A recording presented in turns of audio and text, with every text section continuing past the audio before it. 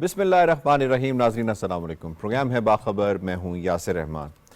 आज यकीनन इस वक्त तमाम नज़रें टेलीविज़न स्क्रीन्स पर हैं और सब पाकिस्तान और इंडिया का जो मैच है जिसे कहते हैं कि ये मैच हाई वोल्टेज मैच करार दिया जाता है। दुनिया की नज़रें इसके ऊपर होती हैं। बिलखुसूस एक जिस जगह पे मैच हो रहा है रात होती जाएगी और मॉइस्चर बढ़ता जाएगा और उसके बाद बॉलर के ऑलमोस्ट टूवर्ड्स द एंड है और इस वक्त स्कोर की पोजीशन भी आप देख सकते हैं।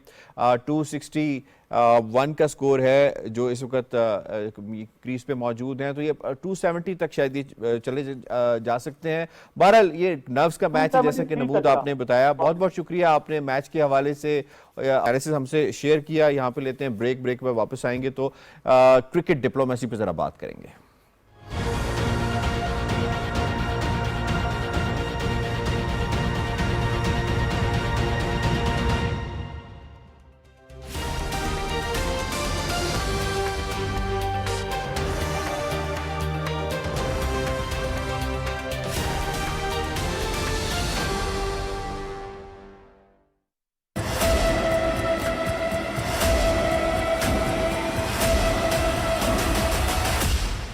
The ultimate cricketing showdown in Asia is back. The most anticipated clash of the event is here. The big guns from Asia are here to compete for the glory. This is the Asia Cup, the tournament that will have you on the edge of your seats.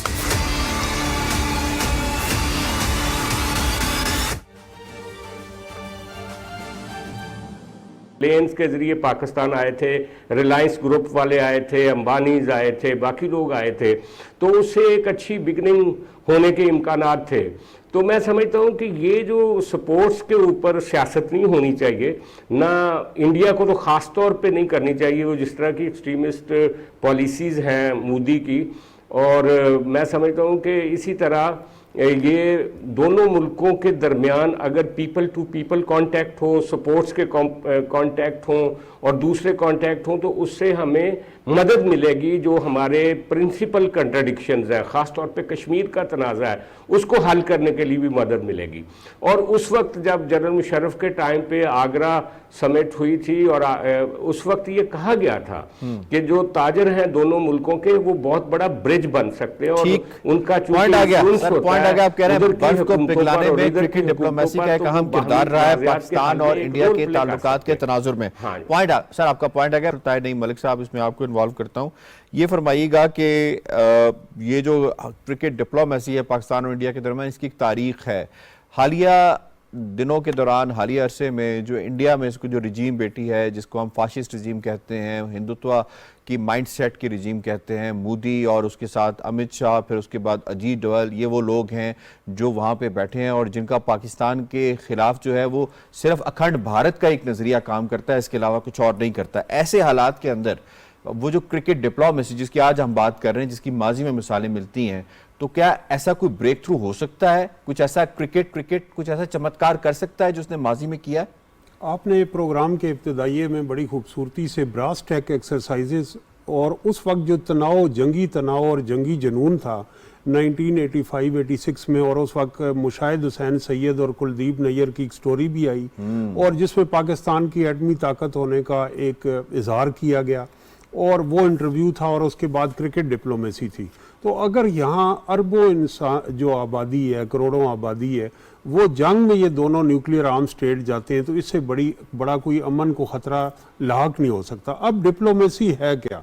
Diplomacy ये है कि एक ऐसे मुतहरक सफारतकारी के initiative के ज़रिए उस बड़े ख़तरे को जो है वो दूर किया जाए, टाला जाए, और उसके लिए जो चीज़ें यूनाइट करती हैं कौमों को। देखें, क्या यूरोप में जो मुख्तलिफ मुल्क हैं, जर्मनी है, फ्रांस है, हॉलैंड है, ब्रिटेन है, उनके दरमियान नफरतें नहीं हैं, तारीखी तौर पे रही हैं, लेकिन वो मुसाबकत हमें फुटबॉल में नज़र आती है। वहाँ भी लाखों लोग जो हैं वो दूसरे मुल्कों में जाके देखते हैं फुटबॉल का मैच। तो कौमों के दरमियान जो कंपटीशन का अमल है, ज़रूरी नहीं कि वो जंग के मैदान में हो, वो क्लाइमेट चेंज के खिलाफ भी यूनाइट हो सकते हैं, म्यूजिक में, फिल्म में, आर्ट में, लिटरेचर में, कल्चर में, स्पोर्ट्स में इकट्ठे हो सकते हैं। हॉकी और कबड्डी का भी एक मैच। तो इस तरह मैं ये कहना चाहूँगा कि इसकी इब्तिदा जो आप कह रहे हैं, इसको आज भी जो चीज़ यूनाइट करती है, इंतहा पसंद और फाशिस्ट माइंड उसको अटैक करता है।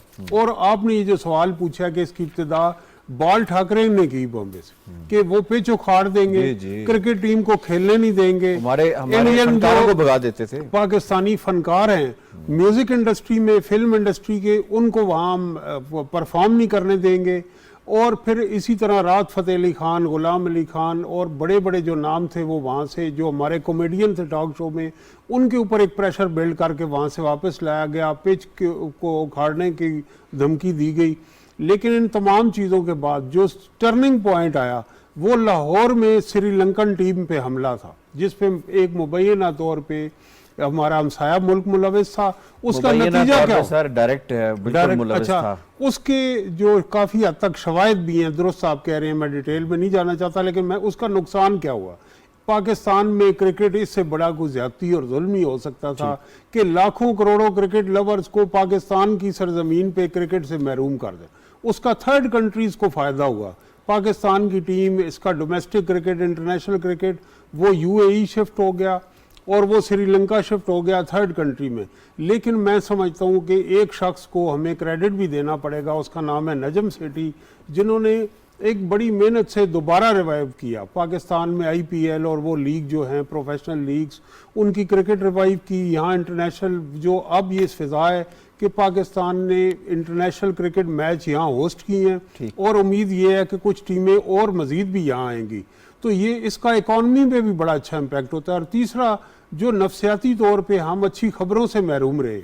आज मुझे बड़ी खुशी हुई कि आज हमारे तालिब इल्म, हमारी खवातीन सब फैमिलीज मिल के बैठी हैं और उनकी रिलैक्सेशन है। क्रिकेट हमारी लाइफस्टाइल है जी। इत्तेफाक से आज वीकेंड भी है, घरों के अंदर पकवान बन रहे हैं, लोग एंजॉय कर रहे हैं, इज्तिमाई तौर पे दोस्त इकट्ठे होकर देख रहे हैं और हम उनके साथ सॉलिडारिटी का इजहार कर रहे हैं। तो ये अच्छी खबरें इंडिया और पाकिस्तान के अवाम को। और ये जो बाल ठाकरे माइंड सेट है, इसको शिकस्त देनी होगी, क्योंकि ये स्पोर्ट्स तक नहीं खड़ा होगा। ठीक पॉइंट आ गया। वो वहाँ कश्मीर में भी होगा और मणिपुर में भी, और मुसलमानों के खिलाफ और सिखों के खिलाफ भी पॉइंट आ गया। मैं शर्मिला साहिबा आपको इसमें इन्वॉल्व करता हूँ। ये फरमाइएगा कि पाकिस्तान ने हमेशा कोई मामला जो है हठधर्मी का इजहार किसी जगह पे भी नहीं किया। पाकिस्तान ने फ्लेक्सिबिलिटी का इजहार किया। मेज़बानी थी, इंडिया ने खुद ये कहा कि जी हम यहाँ पे नहीं खेलेंगे, तो अल्टीमेटली हमने वो रेसिप्रोकेट करना था।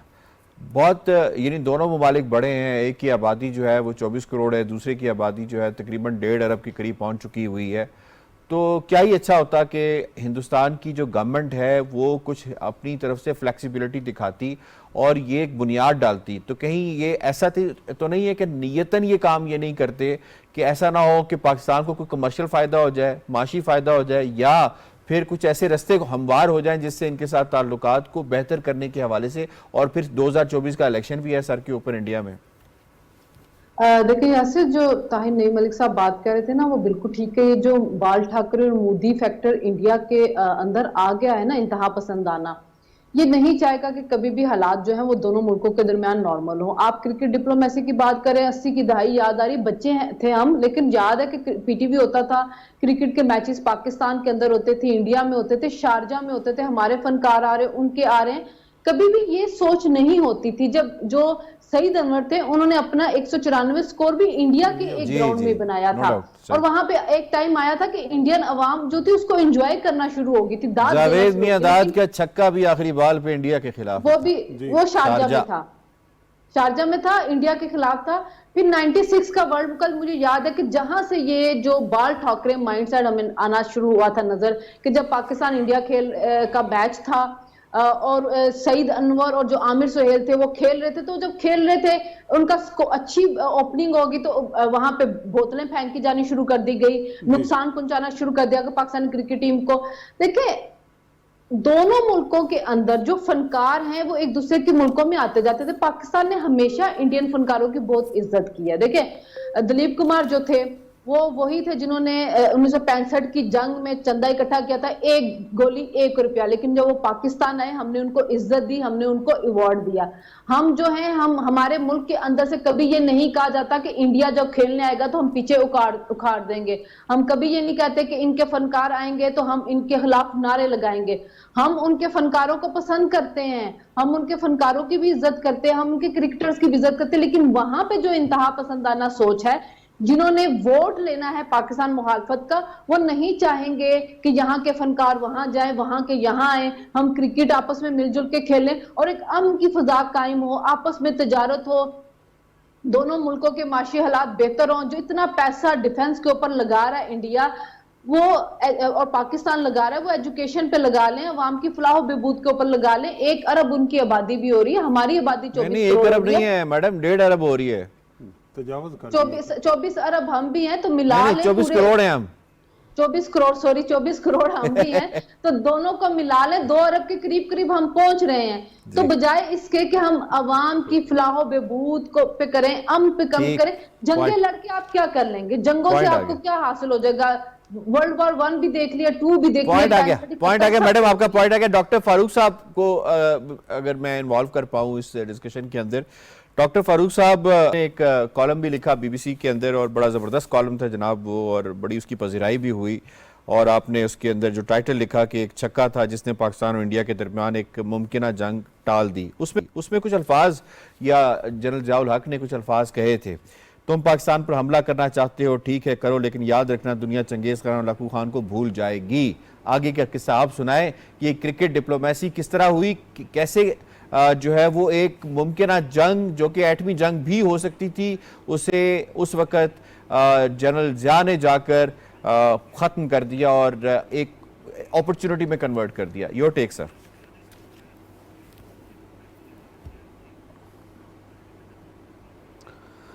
शुक्रिया।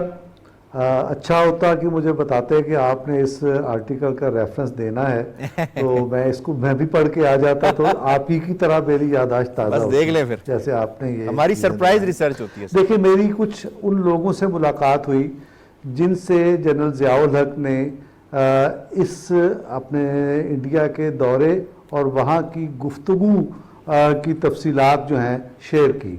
उनमें एक राजा ज़फ़रुल हक साहब भी थे। राजा ज़फ़रुल हक साहब ने जो बात कही वो बड़ी इंटरेस्टिंग थी। अब मुझे ये याद नहीं कि मैंने इस आर्टिकल में वो लिखी है कि नहीं लिखी, लेकिन बड़ी मज़ेदार है। लिखी आपने। उन्होंने ये कहा, जुमला बता दूं आपको। ये बात बहुत राजदारी के साथ हुई। अच्छा, इन दोनों नहीं, मैं मुझे अर्ज करने दें। राजदारी के साथ बात हुई। एक इंडियन जो डिप्लोमेट है, ब्यूरोक्रेट है, उसने कहा कि मैंने ये देखा कि राजीव गांधी का चेहरा जर्द हो गया और उसे पसीना आ गया। वो बात क्या थी?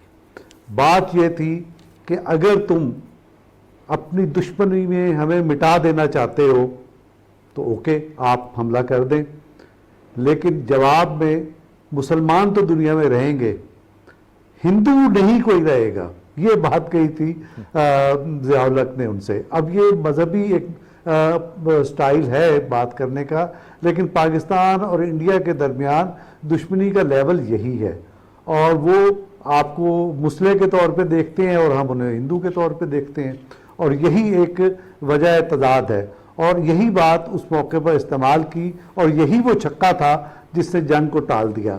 अब मसला क्या है? ये बात बिल्कुल दुरुस्त है कि पाकिस्तान और इंडिया का मैच जो है ये पूरी दुनिया में इंटरेस्ट के साथ देखा जाता है। सब कॉन्टिनेंट और ख़ास तौर पर दोनों मुल्कों में भी देखा जाता है और बहुत इंटरेस्ट लिया जाता है।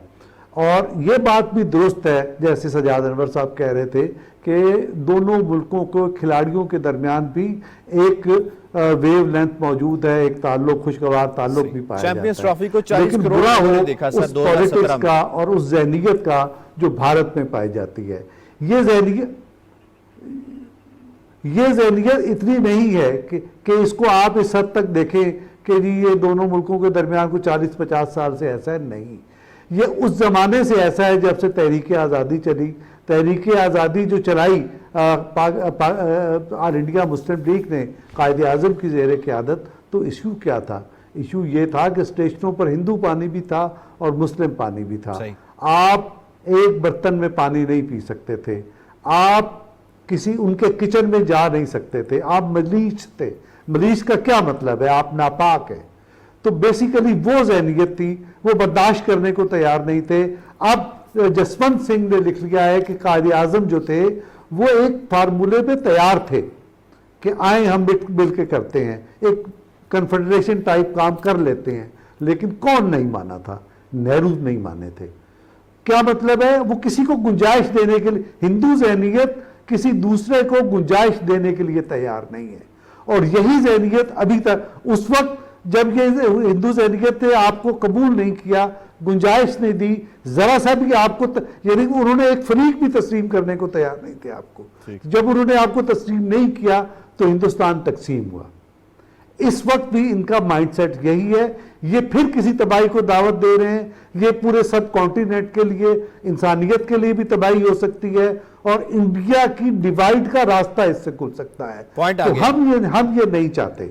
हम ये चाहते हैं कि आए, मिल बैठे, हम मिल के खेलें, हम तिजारत भी करें, हम उस तरह से करें जैसे कायदे आज़म का कॉन्सेप्ट था कि कनाडा और अमेरिका जैसे ताल्लुकात हो। ठीक है सर, आपका पॉइंट आ गया। इस वक्त रखते हैं और इंडिया को ये दावत देते हैं कि आइए इंसानों की तरह, शरीफ पड़ोसियों की तरह मिलके आगे चलें और इंसानियत को तबाही से बचाएं। एक फिक्रे का मैं इजाफा करना चाहता हूं, एक फिक्रे का कि हिंदू जो ज़हनियत इन्होंने बात की उसमें इंतहा पसंद का इजाफा कर लें। इंतहा पसंद हिंदू ज़हनियत, सारे हिंदू जो है वो इंतहा पसंद नहीं है सर। बिल्कुल जी, आप यही फरमा रहे हैं। मोहम्मद नौशाद अली साहब आपको शामिल करते हैं सर। मोहल्ले में होता था अक्सर दो घरों की आपस में लड़ाई होती थी तो अम्मियां मना करती थी कि तुमने उसके साथ नहीं खेलना और नहीं खेलना।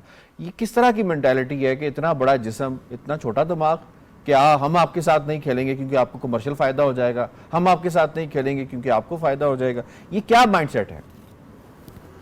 देखिए यासिर, ये कमर्शियल से ज्यादा ये पॉलिटिकल मामला है। अभी आपने खुद रेफरेंस दिया है 2024 के इंतखाबात का। देखिए, भारत इस वक्त पूरी दुनिया के अंदर पिछले कई सालों से ये कोशिश कर रहा है कि किसी तरीके से वो पाकिस्तान को दहशतगर्द साबित करने की कोशिश कर रहा है। वो चाहता है कि पाकिस्तान जो है वो तरक्की ना कर सके, क्योंकि आपको याद होगा कि आज से को 2 दहाइयां कबल, 3 दहाइयां कबल, बल्कि शायद 1 दहाई कबल तक हम जो है वो बहुत से ऐसे फ्रंट हैं जिसके ऊपर पाकिस्तान उनसे बहुत आगे था। अब मामला ये है कि वहां पे जो जब आपकी सियासत जो है वो एंटी पाकिस्तान स्लोगन के साथ चलती हो, ये आपको याद होगा, ये वही अटल बिहारी वाजपेयी थे जो पाकिस्तान आए थे, लेकिन उसके बाद जो लैशबैक उन्हें वहां फेस करना पड़ा और बीजेपी और ये जिस लेवल पे ये इंतहा पसंद सोच डेवलप हो गई उसके बाद और आज जिस जगह पर पहुंच चुकी है वो आपके सामने, हम वीडियोज भी देख रहे हैं, हम खबरों में भी सुन रहे हैं कि जो कुछ वहां मुसलमानों के साथ हो रहा है वो काबिल कबूल नहीं है। लेकिन ये शो करता है उस इंतहा पसंद ज़हनियत को, उस माइंडसेट को जो चाहता है कि पाकिस्तान जो है वो खत्म बदहन जो है वो एग्जिस्ट ना करे।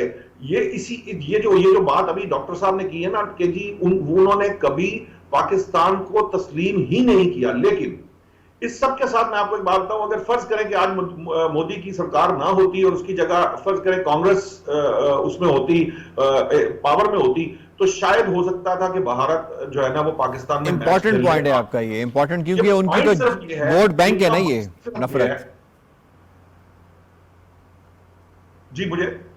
जी मैं अर्ज कर रहा हूं कि उनका वोट बैंक है नफरत को मार्केट करते हैं वो।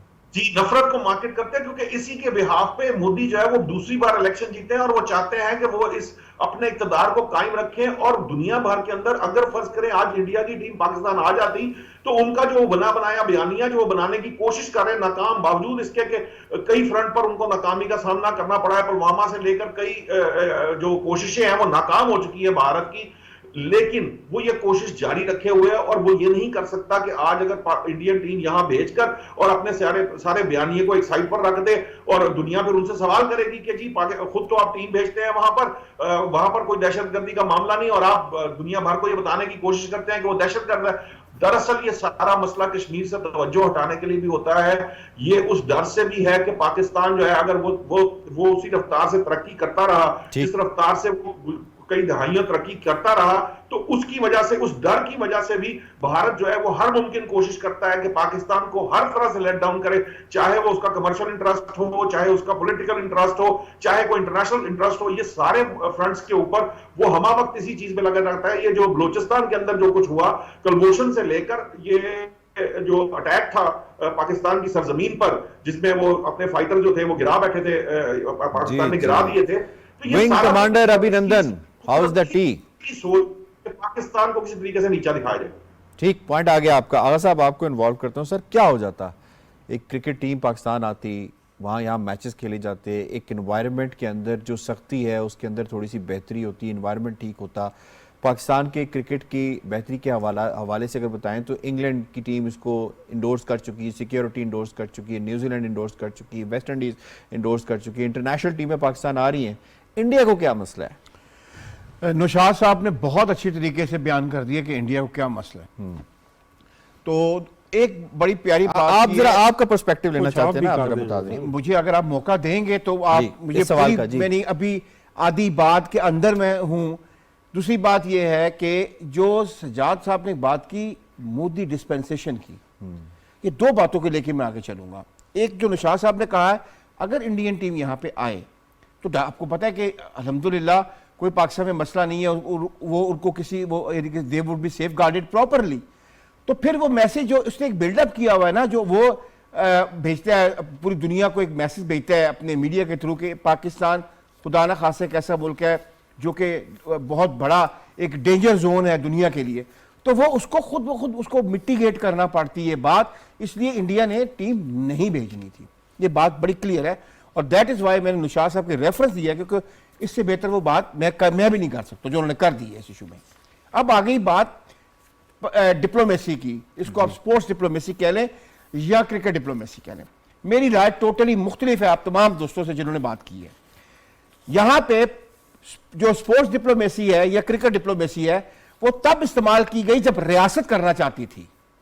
इससे हालात यानी कि डिप्लोमेसी रियासत ही करती है ना? नहीं, एक होता है कि स्पोर्ट्स या क्रिकेट से तल्लुकात इतने अच्छे हों कि दोनों रियासतें करीब आना चाहें। यहां पे बात यह है कि खुद ही फैसला किया जाता है कि अब हमने कितने इंच या कितने कदम आगे जाना है और कितने कदम हमने पीछे जाना है। जो कुछ इंडिया ने किया है कश्मीर के साथ 2019 के बाद से लेकर आज तक, honestly speaking, as a journalist, as a Pakistani और एज ए मुस्लिम, मैं इंडिया के साथ किसी किस्म की कोई डिप्लोमेसी बर्दाश्त करने को भी तैयार नहीं हूं। हमेशा हमारी उनके साथ डिप्लोमेसी जो है इंडिया को और मौका देती है कश्मीरियों पर जुल्म करने का। आपकी क्रिकेट को आप बोल के आपने बड़ी प्यारी बातें की कि लोग हंस रहे हैं, क्या क्या मार रहे हैं, तालियां मार रहे हैं इंडिया की टीम को देखकर। कॉस्ट क्या दे रहे हैं हम? कॉस्ट हम दे रहे हैं कश्मीर में। खेल की बात मैं किसी भी मेरी राय है ना सर, मुझे भी राय देने दें। जी, मैं किसी किस्म की इंडिया के साथ कोई डिप्लोमेसी पसंद ही नहीं करता हूं जब तक इंडिया उन कश्मीरियों के ऊपर जुल्म करना बंद करे जो नहते हैं। सर ठीक है, पॉइंट आ गया। डॉक्टर साहब जल्दी से ऐड करें, फिर हम दूसरे टॉपिक की। मैं ये कहता हूँ, देखिए वो नफरत के मैदान की फिर आई नहीं है, फिर जंग भी है और चीजें। इस वक्त चैलेंजेस कॉमन है। Yes. अगर स्मॉग है, क्लाइमेट चेंज है और अगर कोविड है, और ये चीजें करती हैं कि इंडिया और पाकिस्तान जॉइंट रिस्पॉन्स है। और ये कोई हमारी नफरत दुनिया में अनोखी नफरत नहीं। पॉइंट आ गया सर, आपका पॉइंट आ गया। ईंट का जवाब अगर हमने पत्थर से देना है तो फिर यकीनन खुद भी हम पत्थर के दौर में चले जाएंगे, हमें इसको भी सोचना पड़ेगा। मुझे अगले मौजू की जानिब जाना है जनाब। अगला मौजू पाकिस्तान की इंटरनल सिक्योरिटी के हवाले से वो जो बन्नू में सानिया हुआ जिसके अंदर हमारे 9 जवान शहीद हो गए और 5 जवान जो है वो ज़ख्मी हुए, और ये खुदकुश हमला था। मोटरसाइकिल के ऊपर एक शख्स ने खुदकुश हमला किया। ये मामलात KPK के अंदर, बलूचिस्तान के अंदर जो हैं वो दिन ब दिन उसमें इंक्रीज़ आ रहा है। अगर हम 2023 के होने वाले वाक़यात के हवाले से बात करें तो 2022 से भी ज़्यादा इस अरसे के अंदर ये वाक़यात या सानिहात रूनुमा हुए हैं, जो हमारी फोर्सेस के ऊपर हमले हुए हैं, कैंट्स के ऊपर हमले हुए हैं, इसी तरीके से सिविलियंस के ऊपर हमले हुए हैं। ये मामला पाकिस्तान ने कई मरतबा अफगानिस्तान के साथ उठाया, जिसने ये वादा किया था दुनिया के साथ कि हमारी जो सरजमीन है वो किसी दूसरे मुल्क के खिलाफ इस्तेमाल नहीं की जाएगी। लेकिन बात यह है कि वो मुल्क जो सबसे ज़्यादा फैसिलिटेटर रहा, जिसने दोहा एग्रीमेंट में अफगानिस्तान के मामलात को ठीक करवाने में अमेरिका के साथ बहुत कलीदी किरदार अदा किया, जिसने तालिबान की जो रजीम है उसको फैसिलिटेट किया कि किसी तरीके से यहाँ पे कोई मामलात सेटल हो सकें। लेकिन बदकिस्मती के साथ वही मुल्क इसको सबसे ज़्यादा सफ़र कर रहा है, जिसने 4 मिलियन से ज़ायद जो है अफगानों को यहाँ पे पनाह दी हुई है। अब ये मामला कब रुकेगा, कैसे रुकेगा, क्या दुनिया इसके ऊपर कोई इंटरेस्ट लेगी, अपने मोअज़्ज़िज़ जो पैनलिस्ट हैं उनसे इस पे बात करेंगे। शर्मिला साहब, आपसे पहला सवाल होगा, आर्मी चीफ की बनू हमला जख्मियों की आदत, बहैसियत कौम हालिया दहशतगर्दी के वाक़यात और बदलती सिक्योरिटी सूरत हाल से निपटने के लिए हम कितने तैयार हैं और जो रूट कॉज है उसको कितना एड्रेस करने की ज़रूरत है? यासिर, इस टॉपिक के ऊपर बड़ी दफा हमारी बात हुई है। देखें, हम तो कब से कुर्बानियां दे रहे हैं जो दहशतगर्दी के खिलाफ जंग है। हमारी फोर्सेस, हमारी अवाम हजारों की तादाद में शहीद हो चुकी हुई है। इशू जो है वो काफी हद तक हमारा सेटल हो चुका हुआ था। पाकिस्तान में दहशतगर्दी काफी हद तक खत्म हो चुकी हुई थी जब ऑपरेशन वगैरह किए गए। ये इशू दोबारा से स्टार्ट हुआ जब एक नाम नेहाद जो गवर्नमेंट थी, जिसने 9 साल खैबर पख्तूनख्वा के अंदर रही, जाते जाते उन्होंने आबादकारी के नाम पे जो 40-50 हजार वहां से तालिबान लाके यहाँ पे आबाद कर दिए, जो आपके घरों के अंदर गलियों बाजारों तक पहुंच चुके हुए हैं। वहां से ये काम दोबारा स्टार्ट हो चुका है। जो आर्मी चीफ ने भी पिछली दफा ये बात कही थी कि अफगानिस्तान जिनके ऊपर हमारा एहसान है, उनको हमारा एहसान जो है वो याद रखना चाहिए और हम किसी दहशतगर्द टोले के साथ बातचीत नहीं करेंगे। माजी में हम उनके साथ बातचीत करते रहे, हम उनको जेलों से आजाद करते रहे हैं, हम उनके लोगों को यहाँ पे लाके बसाते रहे और उस पार्टी का सिर्फ ये इसलिए बसाने का वो था कि ताकि जब आगे इलेक्शन आएंगे 2023 के अंदर तो सिर्फ हम कैंपेन कर सके, हमारे अलावा खैबर पख्तूनख्वा के अंदर कोई कैंपेन ना कर सके। अरबों की तादाद, अरबों की डॉलर्स का असला छोड़ के गई है अमेरिका अफगानिस्तान के अंदर। $5 बिलियन का हमारे खिलाफ इस्तेमाल हो रहा है। क्या 9 साल खैबर पख्तूनख्वा में हुकूमत करने वाली पीटीआई ने अपनी फोर्सेस को वहां पे तैयार किया था? इस चीज के लिए नहीं तैयार किया। पुलिस के पास नहीं है इतना जदीद असला और वो फ्रंट लाइन पे आने पे इसलिए भी डरे को कितनी की शहादतें वो दे दे।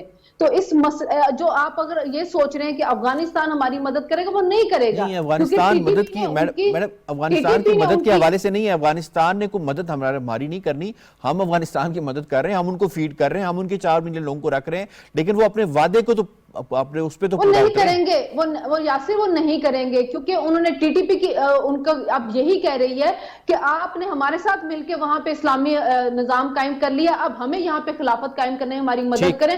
और दूसरा खतरा वही है कि अगर हमने इनके खिलाफ कार्रवाई की जो जाके दाइश को मिले, हमें खुद अपनी पॉलिसीज बनानी होगी और अब सख्त कार्रवाइयां करनी होगी। वक्त महदूद है, आपका पॉइंट आ गया। मुझे रिक्वेस्ट है अपने तमाम पैनलिस्ट से कि 1 मिनट 1.5 मिनट के अंदर अपनी बात कंप्लीट करें। सजाद साहब, इसमें आपको इन्वॉल्व करूंगा। ये फरमाइएगा कि ये जो पै दर पै फोर्सेस के ऊपर हमले हो रहे हैं, इसकी जिम्मेदारी क्या हम उन तालिबान पे डालें, टीटीपी के उन लोगों पे डालें जिनको लाकर बसाया गया है, या उन लोगों पे डालें जिन्हें सरहद पार से मामनत दी जाती है, उनको मदद की जाती है, उनको असला प्रोवाइड किया जाता है और उनके पास लेटेस्ट असला है नेटो का?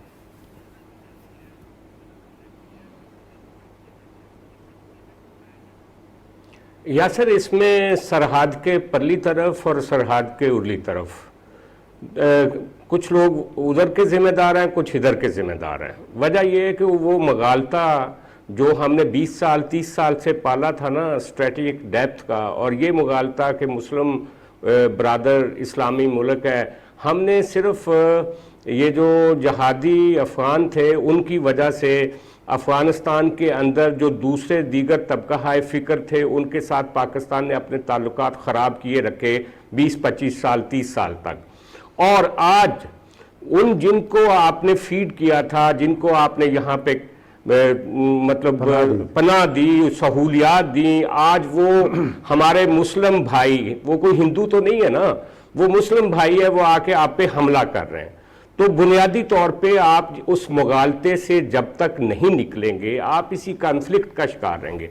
आपने ज़रबे अज़ब की, आपने वो क्या रद्दुल फसाद किया, आज भी आप एक नए ऑपरेशन की तरफ आगे बढ़ रहे हैं, लेकिन आपको अपनी पैराडाइम शिफ्ट नहीं जब तक आप अफगानिस्तान के हवाले से करेंगे और अफगानिस्तान को एक अलग मुल्क के तौर पे ट्रीट नहीं करेंगे और पाकिस्तान के अपने इंटरेस्ट है, अफगानिस्तान के अपने इंटरेस्ट ठीक है सर, आपका पॉइंट आ गया, आपका पॉइंट आ गया, इंपॉर्टेंट नुकता है आपका। मुझे डॉक्टर फारूक आदिल साहब को इसमें इन्वॉल्व करना है। डॉक्टर साहब, आपसे मेरा सवाल है पैराडाइम शिफ्ट की जो उन्होंने बात की सजाद साहब ने, क्या वाकई हमारी पैराडाइम शिफ्ट होना बाकी है? क्या वाकई रियासत ने अफगानिस्तान को एक अलग मुल्क के तौर पे नहीं लिया बल्कि अपनी सैटेलाइट स्टेट के तौर पे लिया है अभी तक? थोड़ा सा इस पे क्लियर कर दीजिएगा।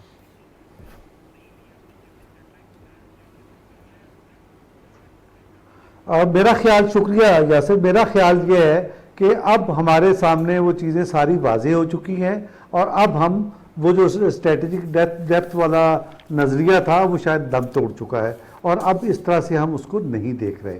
देखिए बात क्या है, बात यह है कि पूरा खैबर पख्तूनख्वा, साबिक कबायली इलाके, जो शरीना ने बात की कि 40-50 लाख, 1000 लाख वो दहशतगर्द वहाँ बसाए गए, वो, इसके अलावा आपका लाहौर, आपका इस्लामाबाद, आपका कराची, आपका पूरा कोयटा और बलोचिस्तान, इन सारे एरियाज में वो लोग फैले हुए हैं।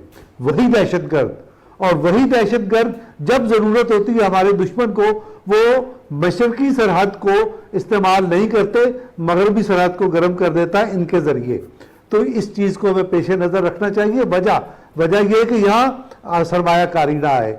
आप कहीं किसी मौके पर इस्तेहकाम की जो कोशिश कर रहे हैं वो इस्तेहकाम की कोशिशें नाकाम हो जाएं। हम इस चैलेंज का शिकार हैं। ये हमारे अंदर से हमें एक जंग का शिकार किया जा रहा है और ये वही ज़हनियत है जिसका जिक्र हम इससे पहले सेगमेंट में कर रहे थे। ठीक हो गया। नौशाद साहब, आपको इसमें इन्वॉल्व करूंगा। ये फरमाइएगा कि तालिबान की कैपेसिटी को, अगर यानी जो इस वक्त वहाँ पे रिजीम मौजूद है अफगानिस्तान के अंदर, उनकी कैपेसिटी को देखा जाए तो क्या वो उनकी ये इनकैपेसिटी हम कहेंगे कि वो ये जो हमले पाकिस्तान के ऊपर हो रहे हैं इनको रोक नहीं पा रहे, या उनकी नीयत ऐसी है, वो खामोश, जानबूझ के खामोश हैं कि उनको सपोर्ट करना है टीटीपी को? अब देखिए, दो तीन एस्पेक्ट हैं। ये आपने जरा टॉपिक काफी डिटेल इस पे बात की जानी चाहिए।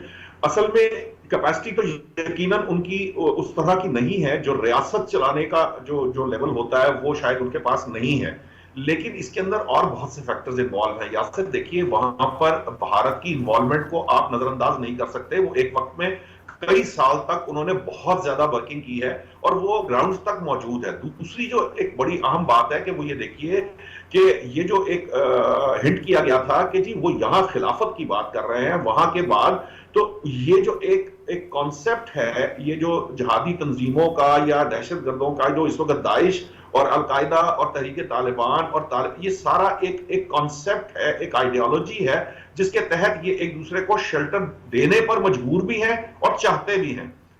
अब मामला ये है कि पैराडाइम शिफ्ट पाकिस्तान में हो चुका। देखिए, आर्मी चीफ साहब ने बड़े क्लियर अल्फाज में पहले भी कहा है, जुलाई में भी उन्होंने ये बात की, फिर दोबारा उन्होंने कहा कि जी इनके ठिकाने महफूज खत्म करें, ये ना हो कि पाकिस्तान को ऐसा करना पड़े। ये बड़ी वाज़ेह और स्ट्रेट लाइन है जो कि डिफाइन कर गई है इस पैराडाइम शिफ्ट को, जो हम कर चुके हैं।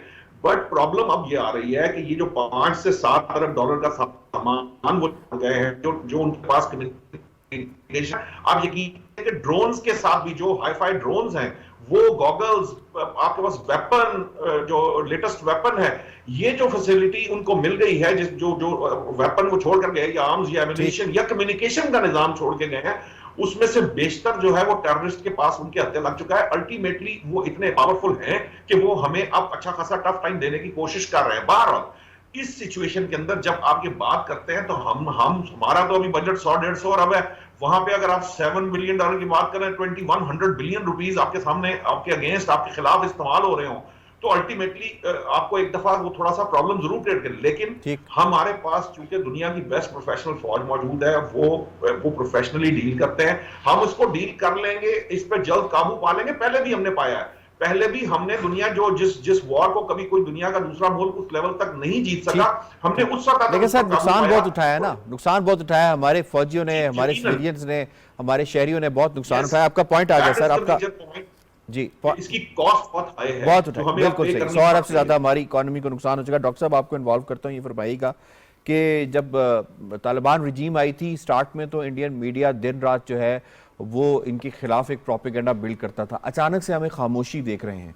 ये जो खामोशी है, ये पसे पर्दा जो इनके मामलात हैं उनके तय होने की एक दलील भी नजर आती है क्या? और दूसरी बात, जिस तरह से हिंदुस्तान सपोर्ट करता था माजी में, जिसने 5 से 6 अरब डॉलर्स की इन्वेस्टमेंट की थी अफगानिस्तान में, क्या अगर ये उसी तरह से इसको तालिबान भी एक्सपीडाइट करते हैं, सपोर्ट करते हैं, तो इसका फिर मुस्तकबिल खित्ते में क्या नजर आएगा? देखिए, दुश्मन का क्या काम होता है कि वो आपकी कमजोरियों को एक्सप्लॉइट करता है, तो हमें वो क्रिएट ही नहीं करनी चाहिए। पहले तो हमारा बयानिया ये था कि अशरफ गनी की हुकूमत जो है भारत की गोद में बैठी हुई है और अमन के लिए जरूरी नहीं है बैठी कि थी क्या? हम नहीं, हमारे अपने लोग आए। अब पहली बात ये कि हमारा तो कभी बयानिया आया ही नहीं। दो हमारे से मुराद ये कि इस माशरे में ये बयानिया हुकूमत कर रहा है। अब 3 चीज़ें हैं। पहली बात तो ये कि जो रियासत पे हमलावर होते हैं, रियासती इदारों पे हमलावर होते हैं, वो अपने लोग नहीं होते, ये डिक्शनरी दुरुस्त करें। दूसरी बात ये है कि आप जो है, हमें मजबूत रियासत की ज़रूरत है और अफ़गान पॉलिसी के ऊपर एक ग्रैंड डायलॉग मुकालमा होना चाहिए कि हमारी अफ़गान पॉलिसी क्या है और क्या होनी चाहिए, क्योंकि ये रियासत की पॉलिसी थी जिसकी जानिब आपने इशारा किया कि वो जो हमलावर थे, तालिबान थे, उनको रिहा किया गया, उनके साथ मुआहदे किए गए। तो अब हमें एक अफ़गान पॉलिसी डिफ़ाइन करने की ज़रूरत। तीसरी ये है कि इन चीज़ों का इम्पैक्ट पाकिस्तान में भी आता है।